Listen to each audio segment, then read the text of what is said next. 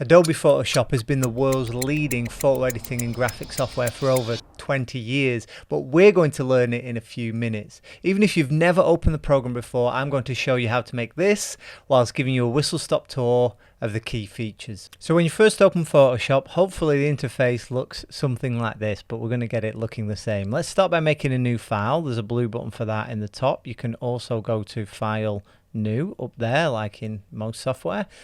And you have all these options, like for print if you want to make a letter, an A4, film and video, graphics, etc. But let's just go back to recent, and I've already got this populated. If you type in the width as 1080, you can just click in here and then type, and the height as 1350, resolution 72 pixels per inch. That's what we want on screen, and color mode RGB. Again, that's correct for screen because we're going to make an Instagram post, and this is the portrait dimensions for Instagram. So once you've got all that set up, click create, and here we have our document. So you see it's untitled, so you probably want to save that. You can go to file, save as, and here we are. Now all these panels and stuff might be all over the place and look different, so let's go to window, workspace, essentials default, and then click reset essentials.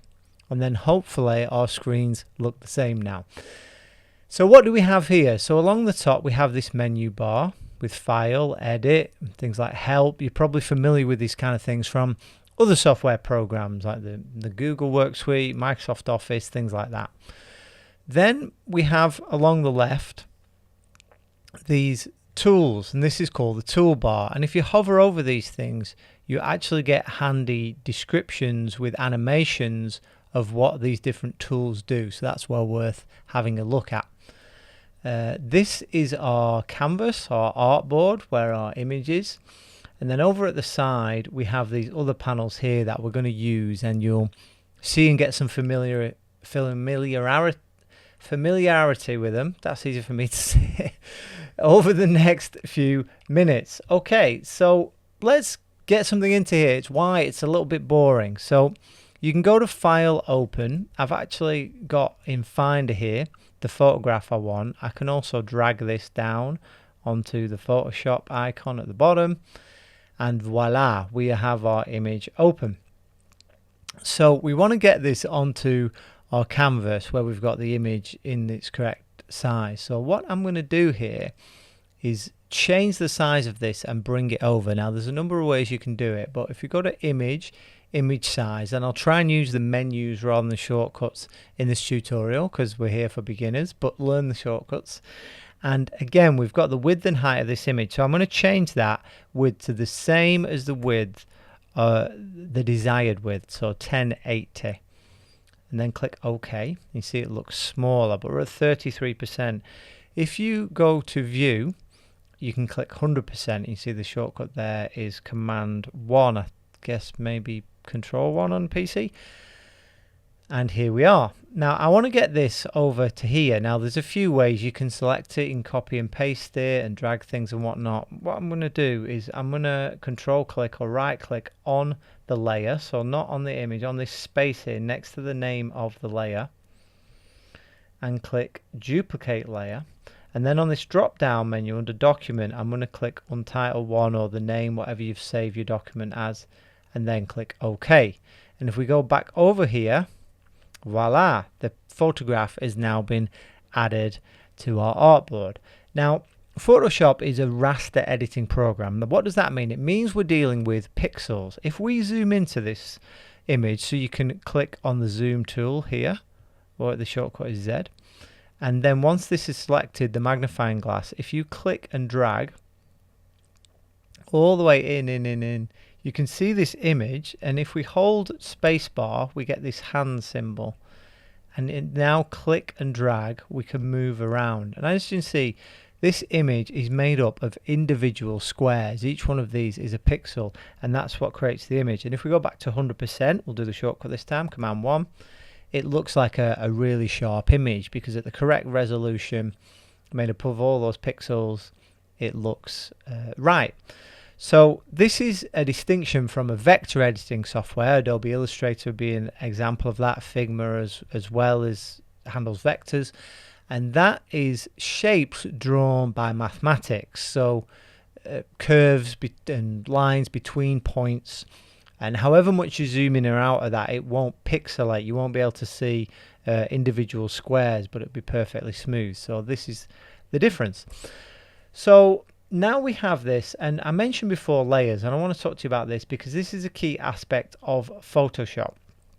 You have here in this layers panel, you can see we've got this photograph which is named background copy, and then we have the background. Now it's good discipline to name your layers, so let's start well. So if we double click on the letters in the layer, we can then type something else. So I'm going to just type photo and click enter. Now we can make a copy of this. You can go to layer, duplicate layer, and it gives you just some options. We want to duplicate in the same place, kind of like what we did before. We could also right click on it, and we've got another one here. Now if we just did something to this, I'm just going to, for the sake of demonstration, click Command I, and that will invert it. If we now go back to our move tool, and if we drag this, we can see that this layer is on top of the other. So it's like if you're going to layer a collage in real life, things are stacked on top of one another, and this gets really powerful in Photoshop.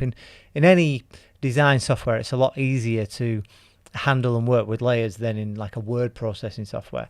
So if we click in this space next to the name of the layer and hold our mouse button down and drag it underneath, that now disappears because it's on a lower layer. Now we're going to get rid of this inverted one, so we'll just click on this trash can at the bottom of the layers panel to delete the layer. Okay, that's how layers work. Now I'm going to duplicate this layer again. I'm going to use a shortcut this time, Command J, and we've got photo copy.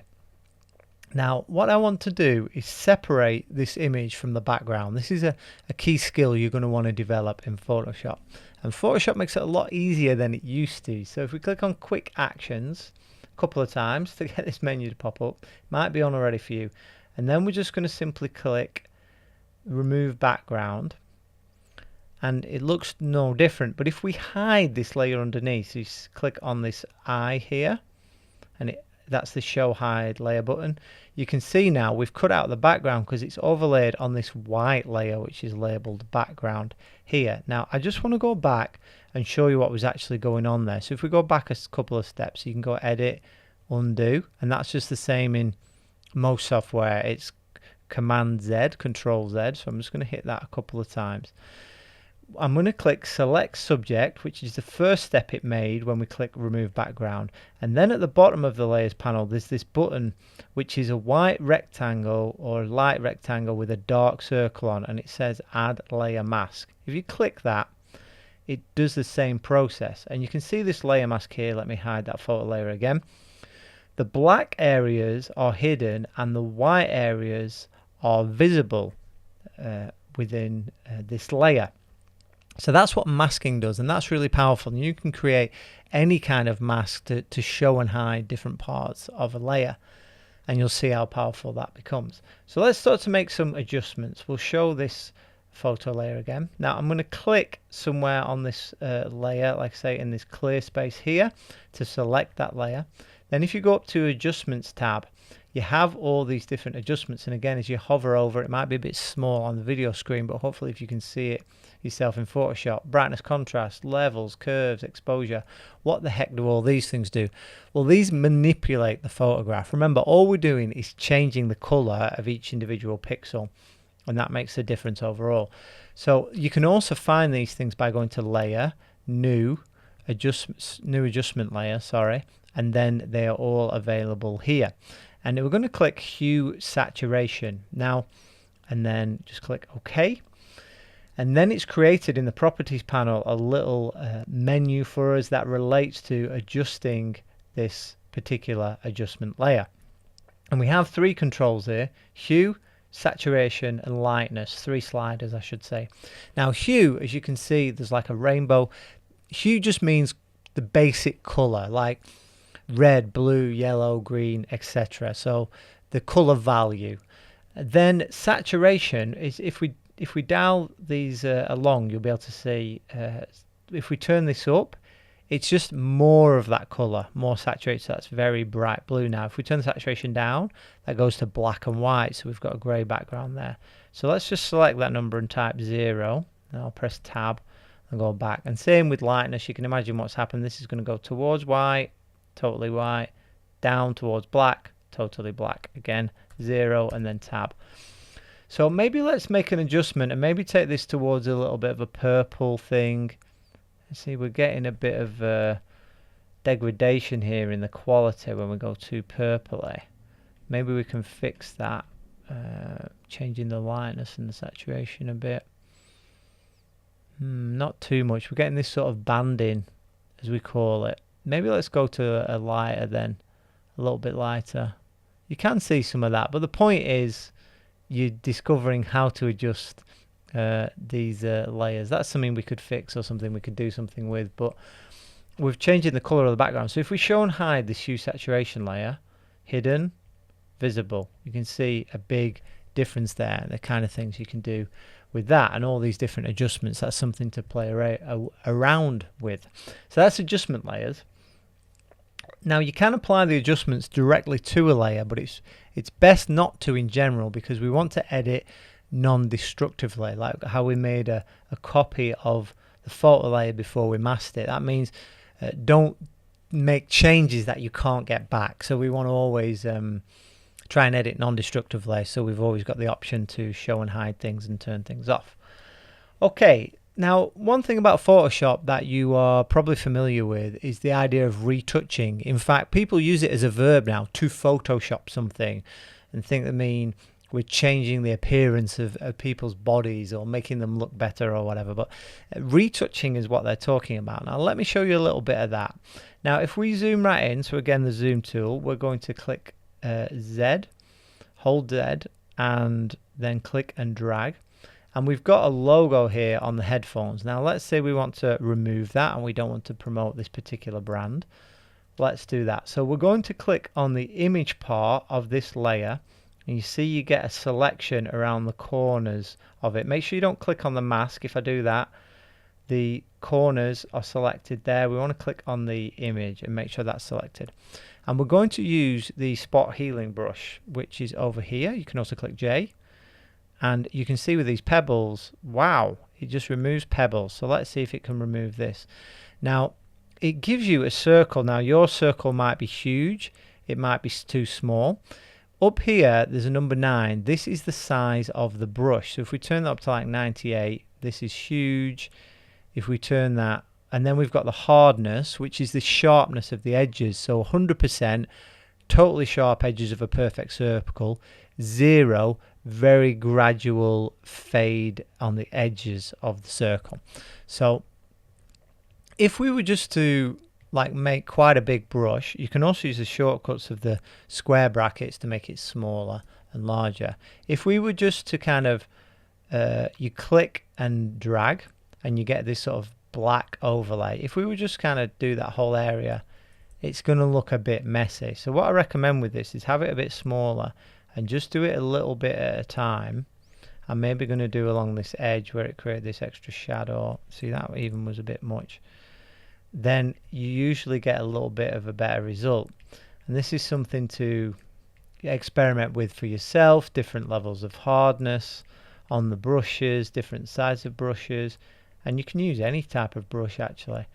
Now this is just a quick job and there are many ways of retouching, but if we, it doesn't look perfect zoomed in, but if we go back to 100%, that's pretty slick. Even at what are we here, 466%, we kind of are knocking out that logo there. So there we go, back to 100%. So a little bit about retouching. Now I want to bring some graphics into this, make it a little bit more interesting. Now we've given you some graphics in the downloadable that you can add to this, and I'll show you how to bring them in. There's many ways. You can do kind of the way we did it before, just opening them, but I'm just going to place them here onto the canvas. So if we go to File and then Place Embedded, and then here you've got Wave Foreground and Wave Background. So let's do the Wave Foreground, click Place, And I want you to make sure with the width and height controls that these are set to 100%. Now if you haven't got this lock button on in the middle, you might have to press that or just one at a time, but make sure they're both 100% and then click on the tick. Okay, great, and it's already labeled for us wave foreground named. Then file, place embedded again, and let's do the background one, place, and let's change this to 100%, make sure it's not 10, and then click tick. Okay, so these aren't quite lined up right as they were built, so we're going to move them around. Now you can use your move tool to drag something, but if you don't click on the actual pixels, it's going to select something underneath. That depends on a little setting, the auto select setting there. So there's a couple of options. One is you can just nudge the layer. So if I click to select the layer again and I press my down arrow, it nudges it. I could also free transform it, but if I turn off auto select and then drag, it will just use the one that I'm on. So I'm going to drag this so I've kind of got a similar space at the top and bottom.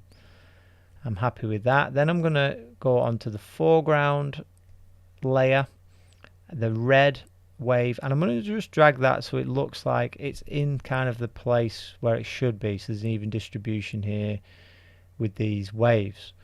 Okay, that's okay, but I don't like how it matches up with where the subject is. So I'm going to select the subject, but also I don't want to just drag this layer because I've got this background underneath.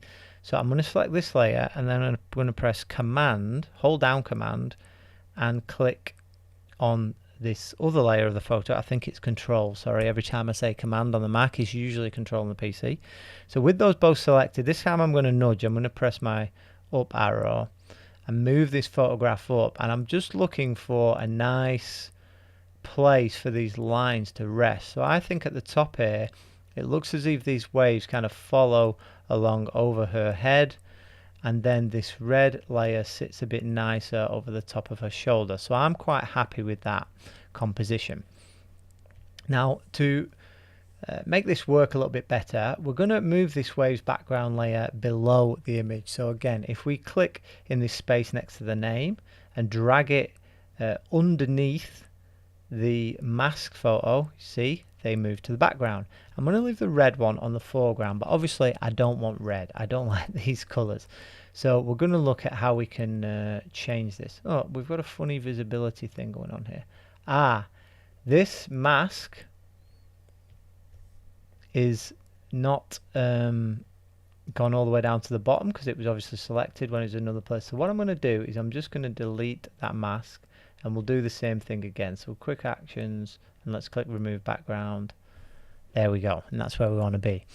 So here we go. Let's change the colors of these. So this waves background one, we could maybe, there's lots of ways we could do it. I think we could maybe do a color overlay. So here we have these layer styles, they're called. So if we go to effects, and then I'm going to click color overlay, and if you double click on this rectangle which shows the color, you can see as we drag this around, maybe click on H because it's a bit easier to see what you're doing. You want a green, whatever color you want. I'm going to sample this. If I drag over, I get this eyedropper tool, which is also one of the tools available to you, and I'm going to click somewhere here in the image to get the right kind of color, but it's a bit too dark, so I'm going to turn the brightness up and maybe the saturation down a little bit, which is adding white, so it sits more how I want it. Okay, beautiful. I'm going to actually just copy this color. So if I double click again in there, and then I've double click here where we've got next to this hash, that's the color code. So I'm going to copy that, just use command copy control, sorry, command C, control C, click OK, click OK. I'm going over the foreground, and again click on effects, click on color overlay, and if you click on the wrong one by accident, it doesn't matter because you can just click here on any of these. Now I'm in the satin option and you get these options. So it's actually remembered the color value, so I didn't have to copy and paste it necessarily, but I'm going to make this one a bit more saturated, bright, this kind of thing. Okay, So that's layer styles. Now let's look at some filters. So I'm going to duplicate this, like we said, non-destructively. Hopefully you can remember how to duplicate layer. Command J, or you can right click on it. You can go to the menu to do it. And I'm going to hide my original one. And I'm going to rasterize this layer. I'm going to turn it from vectors into pixels so I can apply some effects to it. So many ways to do this again, but if we do control click, right click, and then we can click on rasterize layer. And I want to blur this out a little bit so it kind of fits in a little bit more stylistically. So we're going to go filter, and we've got lots of different filters here. You can pixelate things, you can generate 3D, you can make them wave and twirl and all this kind of thing. But we're going to go to blur and then Gaussian blur, named after the mathematician Gauss. And if you turn this way up, we can't even see it. You can see even at about 7, it's starting to kind of blur out a bit. So let's maybe try around like 4 or 5. Maybe even like 3 is good. Okay, and then I'm going to do a similar thing here with the background layer. So I'll click on it to select it, Command J to duplicate it. This time I'll go layer, rasterize, smart object, hide the vector one underneath. Oh, I've actually got this overlay on a blur. That's okay, we'll leave it like that for now. No, in fact, I don't want that. So I'm going to make a new layer. I'm going to select the two, Command, and then press on it. And then I'm going to press Command E, which merges those layers. So I'm going to change this to waves, BG, flat. And then filter, blur, Gaussian blur. And you probably want something similar, but because they're in the background, maybe we do it a little bit higher. They're going to look a bit thicker, so we just got to watch that.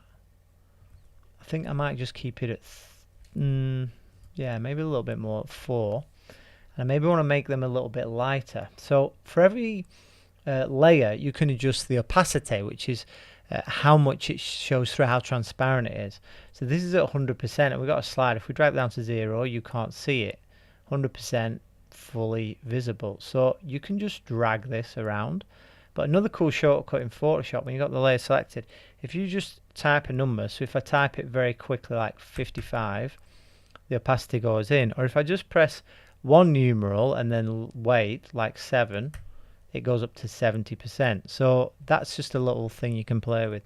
And somewhere around there, 60, 50, maybe 50% is probably quite good. Now I want this front one to pop out a little bit more. So again, I'm going to flatten it. I'll make a new layer, select both, Command E to merge them. Wave, I'll put F for foreground, flat. And I'm maybe going to just apply the hue saturation directly to this layer this time, because I've already got a background of it, so it's not too destructive. I've pressed Command U to get hue saturation up. And just turn up the lightness, the saturation. Just get it to pop out a little bit more. If you do preview, off, on, you can see how that sort of pops out and makes it a little bit more brighter. Okay, let's add some type to this. How do we do that? Well, with the type tool. So if you have this tool selected and then you click, it will automatically make you a new layer. You see here we've got layer 1. So let's write something. Let's write stereo, something generically musical. Then I'm going to click the tick, accept that. Now we can't see it. It's aligned here to the right. So if we change that to maybe center alignment, we can see a little bit more of it. But we go to our move tool and we can click on it and drag it around. I see we're getting these pink lines. These are smart guides. If I drag this to the center, that means it's perfectly center aligned there, so I like that. So I want this to be bigger, so I'm going to go with Command T, which is a transform tool. You're probably familiar with this kind of thing. You drag at the corners, makes it bigger and smaller. If we hold down Option, it drags from the center. So let's do that so we have it roughly the size we want it to be. And if you want to follow along, you can use this same font. This is already selected here. Archivo Extra Condensed, Extra Bold Italic. This is a Google font, so you can go and grab that for free. Let's bring this down a bit. If we do Command T again to bring our free transform tool, and we'll just roughly Press enter to accept. We can click up and down to nudge. Kind of just roughly throw it where we want it to be, kind of at the top as a headline with the margins roughly similar. And again, using the layers, we can make this a little bit more interesting. If we bring this behind our subject, click and drag that layer down, this makes it a little bit more of an interesting composition. We could have fun with this. Again, if we duplicate this type layer, I'll hide the other one. I'm going to rasterize it again. That's not what I want to do. I want to go layer, rasterize type. I'm going to click on effects and then stroke, and stroke means the outline. So I'll show you this. If we click like pink, you can see that pink outline. I'm going to go blending options and turn the fill opacity down to 0, and if I'm going too quickly, you can watch me on half speed. And then I'm going to change that color back to white, or maybe actually a similar color to what we had before. It's remembered it. I'll paste it in, and then you can mess with the size of this. Just get it looking good, maybe something like that, 5 pixels. Position on the center, it will change it, you see, if you align it to the inside, the outside, kind of however you like it really. The inside would probably be better type wise, but this keeps the letters close together. Center, I'm going to click OK. So this kind of thing just integrates it a little bit more, and we could have more fun with this. So if we go to stereo, and if you command click on the T, you see we've got the marching ants. It's made a selection of the type, and I'm going to go to the wave background flat, and I'm going to use this selection to make a mask. And now it's just showing through on the stereo type bit, but I want it to not show through there. So what we're going to do is, with the mask selected, with the little corners on the rectangle, if you click Command I, that inverts the mask, and now you can see under the word stereo there is no of lines. So if I disable layer mask, just right click there, you see what it looks like with, and then enable layer mask, and it just makes that type a little bit more legible. Okay, when you're ready to go, all that's to do is file, and then you want to save it. You want to save as a PSD, non-destructive, for have all your Photoshop layers there. But then you also want to export this for the web. So if you go export and then export as, and you'll want to learn the shortcut for that, you have options here to save as a JPEG, PNG, whatever you need. Probably something like this, JPEG quality 5 or 6. Press export, save it where you want to on your computer, and the file's ready to go. Would you like to learn more? We have hundreds of videos here on the channel, with more added every week, as well as a pile of free resources on our website. Link in the description for that, and check out our programs while you're there too. Until next time, friends, happy designing.